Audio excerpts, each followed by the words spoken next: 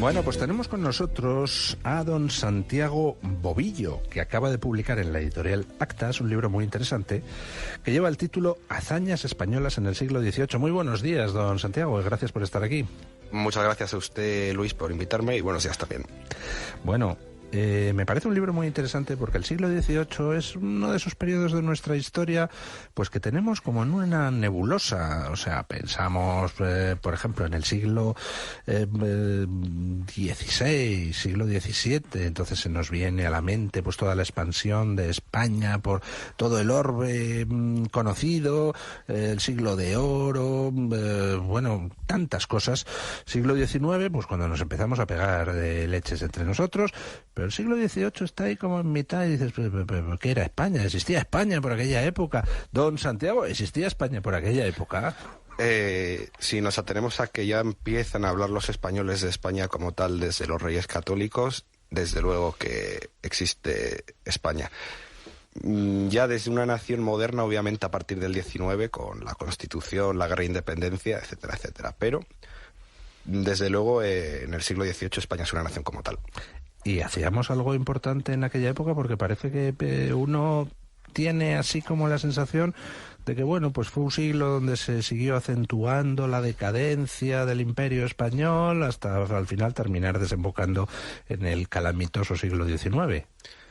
Pues realmente España, aunque empieza en muy malas condiciones el siglo XVIII, muere Carlos II y el país estaba prácticamente como su rey. Demográficamente muy mal, hambrunas, epidemias, económicamente arruinado. Los países enemigos de España, Holanda, Inglaterra, etcétera, querían rapiñar los restos que hayan quedado, sobre todo en Centro Europa, Flandes, Luxemburgo, el Franco Condado, Italia, etcétera, etcétera. Sin embargo, con la llegada del primero de los Borbones españoles, Felipe V, España resurge, y perdón por la metáfora, como un fénix. De ser de las últimas potencias europeas durante todo el siglo XVIII, si bien ya no la primera, como justo lo que comentaba, siglos XVI y XVII, está en el podio de las tres principales porque siempre se trató de que hubiera un equilibrio de poderes entre Inglaterra, Francia y España. Y justo al final del siglo XVIII es cuando llega la verdadera decadencia. España cae, pero se recupera. Para poner un paralelismo, la Francia napoleónica. Cuando está Napoleón Bonaparte en el poder, Francia es la potencia mundial. Cae Napoleón, durante unos años va a estar Francia en mal estado, la época de los miserables, la famosísima novela de Víctor Hugo, pero cuando llega otra vez el imperio francés, etcétera, pasan a controlar medio mundo. Muchas partes de África, Francia, con Indochina, etcétera, etcétera. España, en aquella época, en el siglo XVIII, aunque muchos oyentes no lo sepan, pues continuó expandiendo su dominio sobre tierras que hasta ese momento no formaban parte del Imperio Español, por ejemplo, la Alta California, ¿no?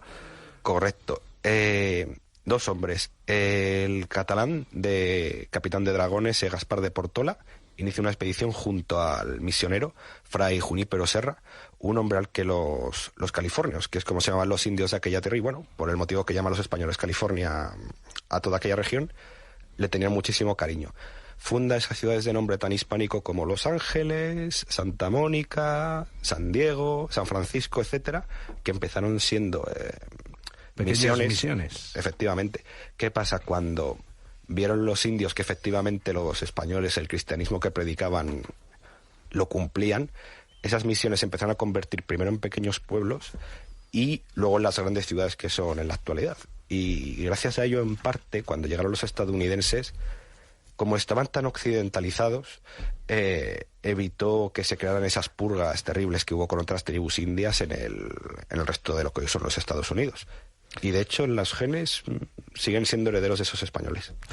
En el siglo XVIII se producen algunas de las hazañas más asombrosas de nuestra historia. Y estoy pensando, por ejemplo, en una que usted relata, que es el sitio de Ceuta, el asedio de Ceuta.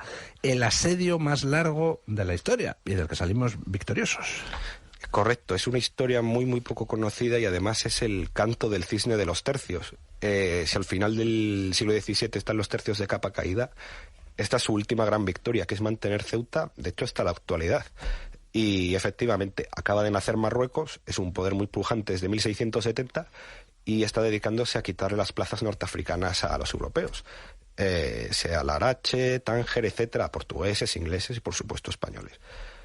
En ese momento, una guarnición muy pequeña, que luego ya se encargaría España de mandar refuerzos, empieza a combatir a la desesperada contra un ejército con una moral muy alta, como es el marroquí, que hasta ahora solo ha ido cosechando victorias, ya sea contra europeos o contra el Imperio Turco, otro gran enemigo suyo, en la frontera argelina. Pues efectivamente es el asedio más largo de la historia. 20 y pico años. Y que se dice pronto, pero hubo gente que nació y murió durante el asedio, incluso pudo tener hijos.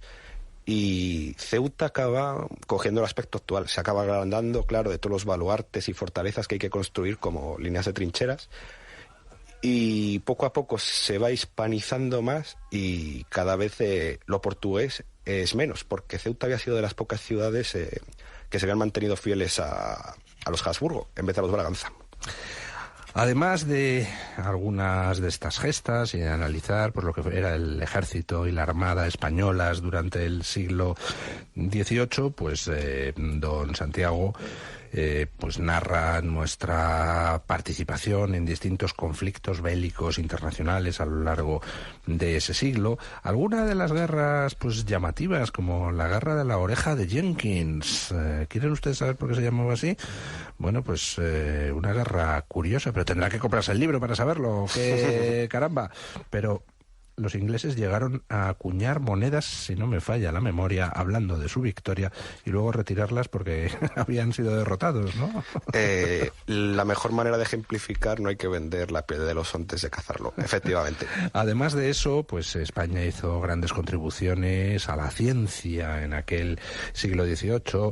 España comenzó pues toda una serie de reformas con el reinado de Carlos III, y es al final de ese siglo XVIII cuando ya entramos en decadencia y ya destapamos el tarro de las esencias y nos dedicamos los 100 años siguientes a pegarnos entre nosotros, que es algo que en fin, siempre nos ha animado mucho.